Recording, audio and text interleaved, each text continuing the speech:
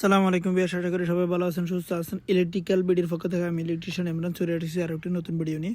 তো আজকে একটা টয়লেটের ওয়ারিং করতেছি ইনশাআল্লাহ। ফাইভিংয়ের ওয়ারিং যেটা, ওটা আমি PPR5 দিয়ে করতেছি ইনশাআল্লাহ। PPR মেশিন এবং PPR5 ওটাই হলো কাস্টমারের ডিমান্ড, কারণ কাস্টমার বিদেশ পার্টি ইনশাআল্লাহ। তো উনি জানেন যে আসলে কোন কাজটা করলে কীভাবে স্ট্রং হয়। তো আমাদের এলাকাতে সমস্যা একটাই, যে আমাদের ওই যে কোনো দোকানদারের কাছেই তো মানুষ যায় প্রথমে মাল কিনবে বা সামান কিনবে, তারা কথা একটাই বলে যে দেখেন থ্রেড 5-এর উপরে কোনো 5 নাই, কিন্তু অথচ সবচেয়ে লো গ্রেড 5 হলো থ্রেড 5।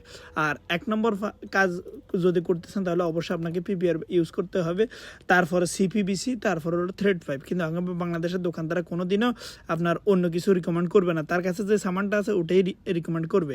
তো আমরা যেহেতু বাইরের রাষ্ট্রে কাজ করে আসছি, আমরা জানি যে কোন জায়গায় কোন জিনিসটা দিলে ভালো হবে ইনশাআল্লাহ। কারণ আমরা যত উপরের যত ছাদের কাজ হয় সম্পূর্ণ আমরা PPR দিয়ে করতাম, আর নিচের কাজ যত আছে সব CPVC দিয়ে করা হতো। তো এখন বাংলাদেশে এই ফার্টির সেম অবস্থা। ওনার কথা হলো বিদেশে যেভাবে করা আছে সেম ওইভাবে করবো, টাকা যেটা টাকা থাক, আমার কোনো সমস্যা নাই। তো দেখতেছেন একটা বাংলা মিক্সার এবং একটা বিদেশি মিক্সার দুটোটা অ্যাড হবে, ওই অনুযায়ী ওয়ারিংটা করে ফেললাম। আর এই ধরনের সকল আপডেট কাজ পেতে অবশ্যই আমাকে নক করতে বলবেন না, ইনশাআল্লাহ সবসময় আপনাদের খেজমতে মজুদ।